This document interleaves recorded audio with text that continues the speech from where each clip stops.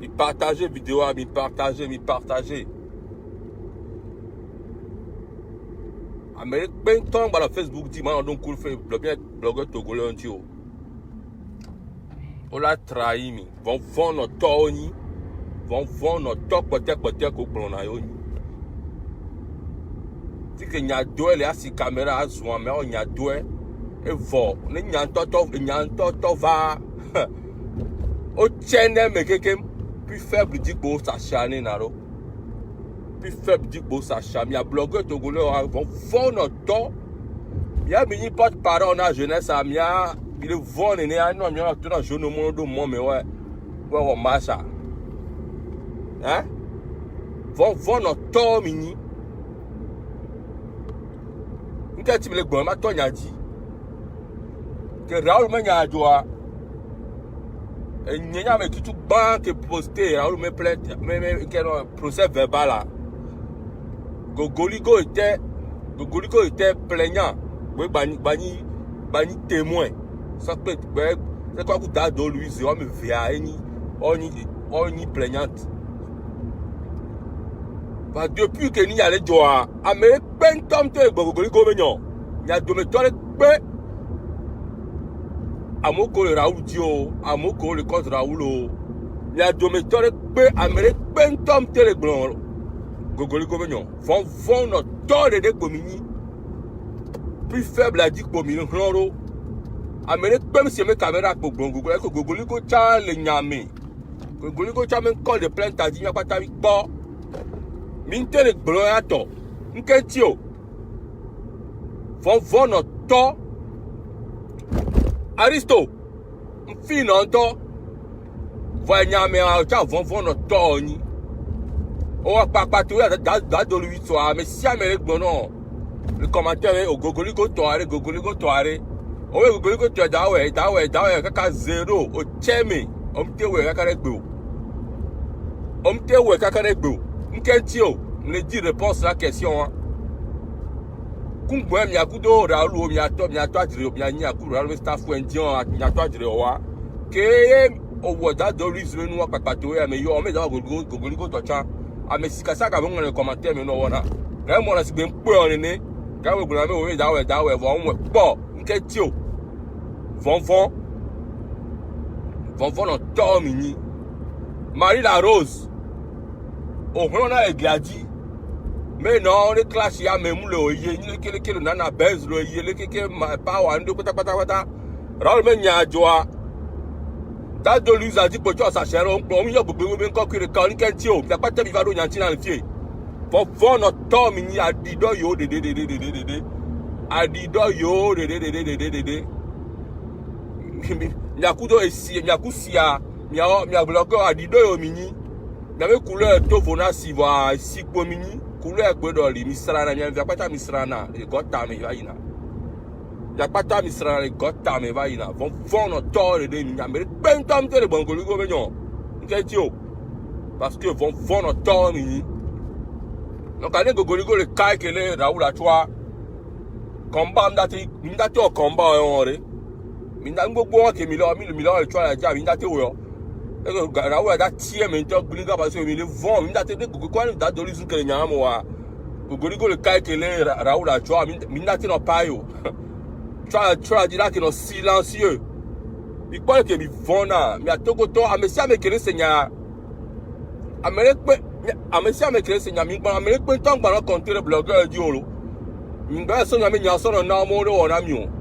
Ne ba do afilo la sijo, nya de kai da tie me, ba gbo vérité na mi.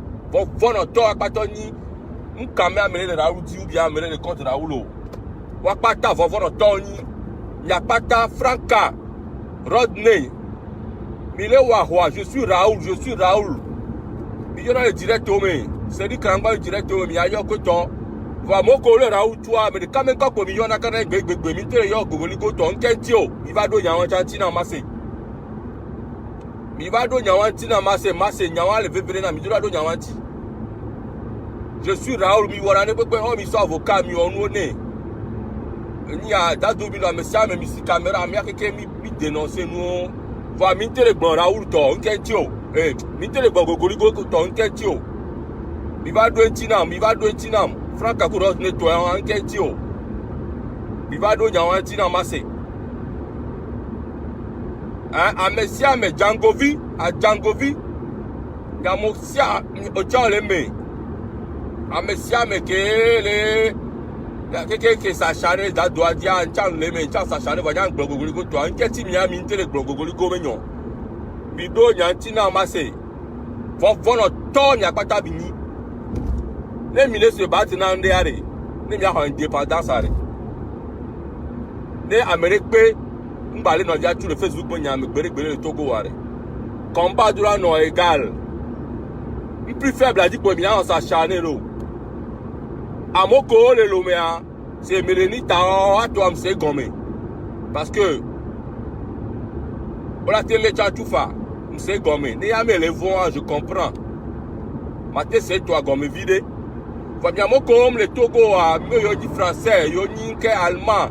Yo mi Togo to yo do passeport ni yo yo Togo o matile yo ne do lo de kele ke o matile yo chule kele yo passeport français yo di français allemand yo ici américain yo ni nke ti mi a mi ntele gbongoli go abenyo nke ti bi ntele dénoncer a me ve porter plainte a me avec kadi ko mi dole nke ti bi ntele gbo me ve go to a di do yo de mini a di do yo de awo legede azuame azumnovia nya wiwrio asa chare le nyon viodi amoko mdon sene ko di gominya o ne ko blogger du poto cho ne wa ne ko o ne wa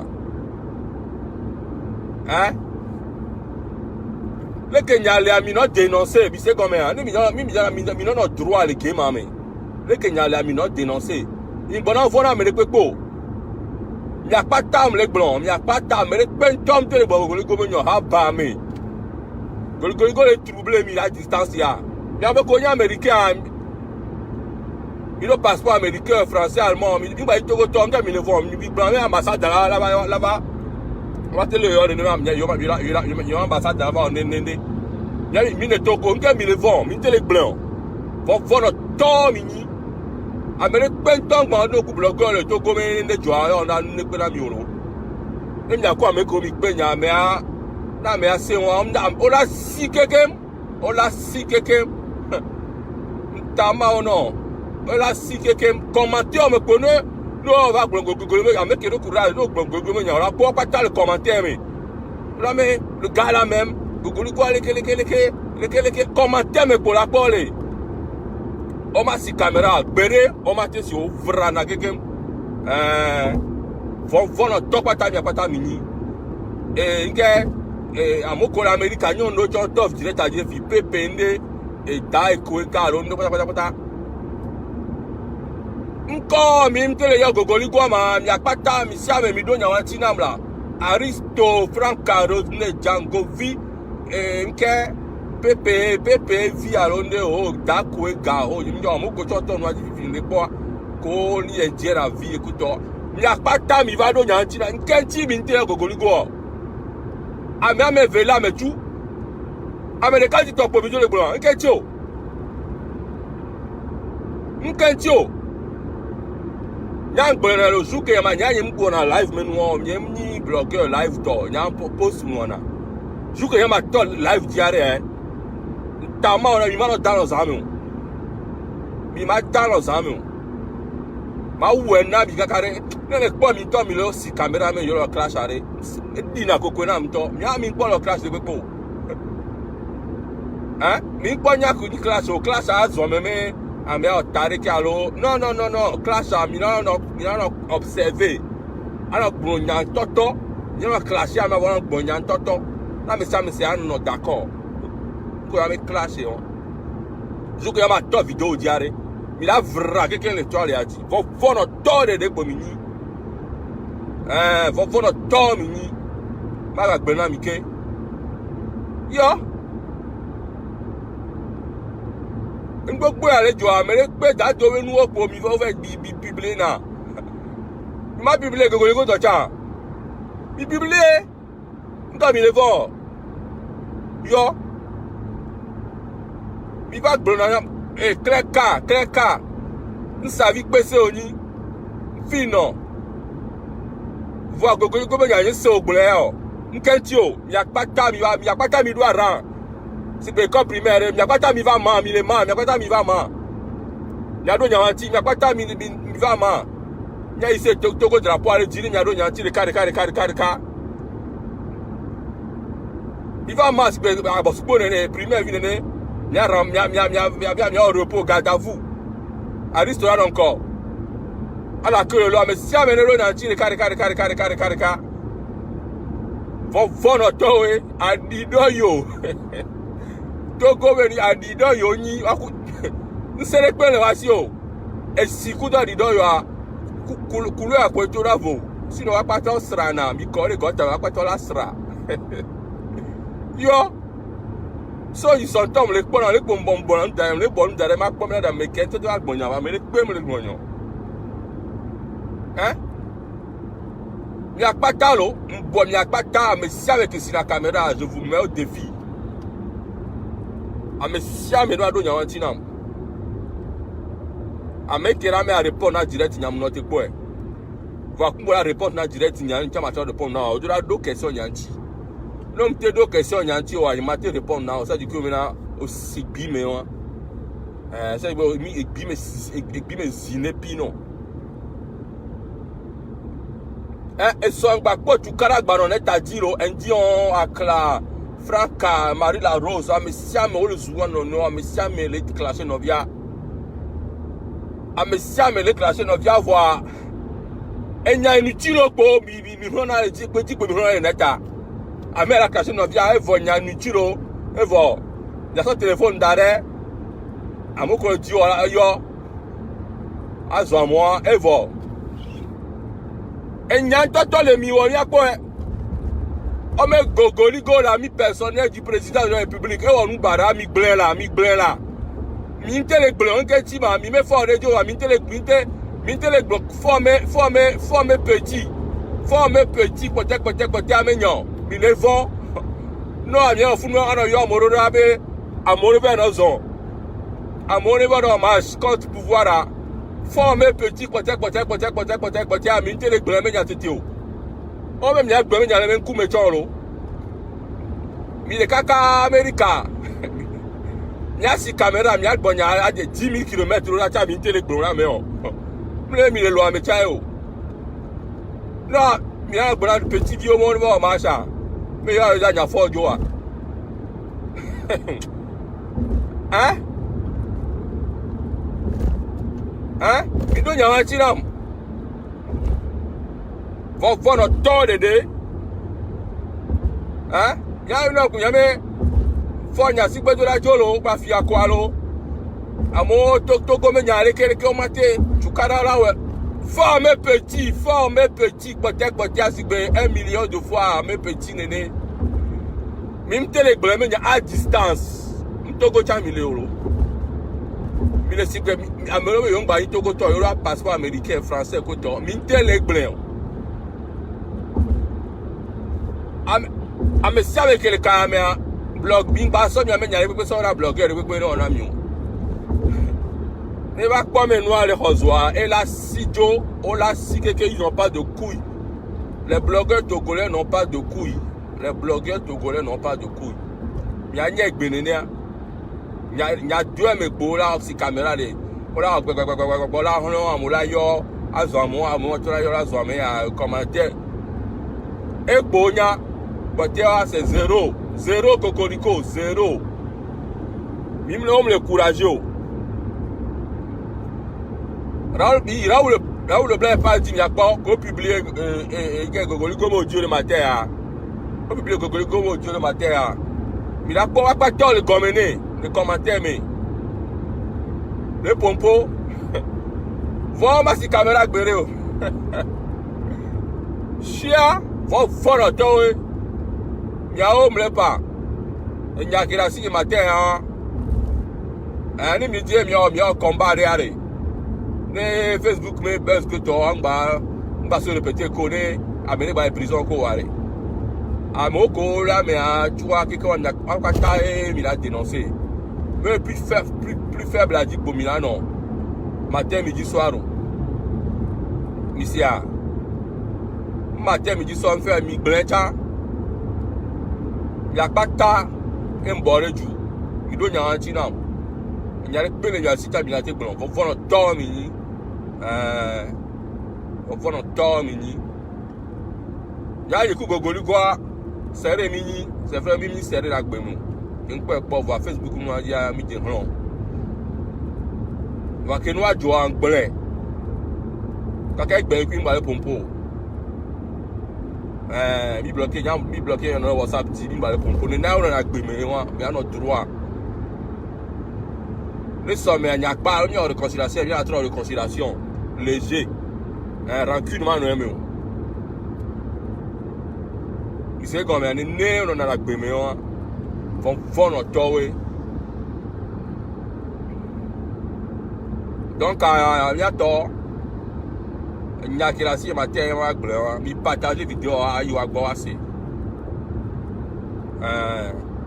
wa gbo me kila do vidéo ya ti a ne do question anti na gbo ne te do question anti na ma mi la gbo te ya ne te do question anti na mo wa ke wa ma ya mi to me zinepi na yo egbenye janyi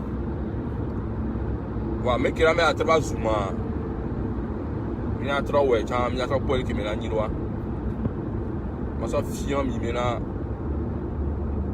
mle mi a mi jam ya mi si camera mi ni block live no na live o tia le kete o mi so si ke ni la po mi na mi ni pe ntom la po mi na mi ya pata ma ze po mi jam ya o ndo ne pe ntom c'est ro kokoriko egbenye janyi egbenye klikpe gwa njanyu adido yowe legba sutata ku legba no legba sutata ho sivio de devini le kleati a ho sivio yebe shivi loli olo nyanke to ni yebe shivi loli olo de devini le kleati yebe shivi loli olo amesiame ke la gba si camera ya to mi no ngore gomene adido yo mi no ngo yebe shivi loli olo yebe shivi loli olo c'est ça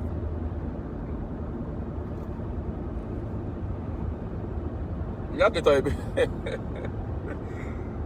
nya ke la si e wa gbon ami wa nya me di change matin ya di change matin ari ngbo wa sora ma gbon ke jole gladia ta me yon kan na fi pa mi ta game ni va gbo tro me ma po e te do question yan tia ma ye di ni mo mi te do question yan ti va hran po o va hran yo si pelu ko hran na enu mi na ken do mi donc a mi ato mi no clé le moi me nya donc ya do bra ye be civil loli olo de ke ye be civil loli olo ke fo gbe ra zigbaji togoto mi tele gbo fo me vi fo me petit 1000 là que le mbodo me 1000 fo il va bien encore be vous bon bientôt et ils ont réussi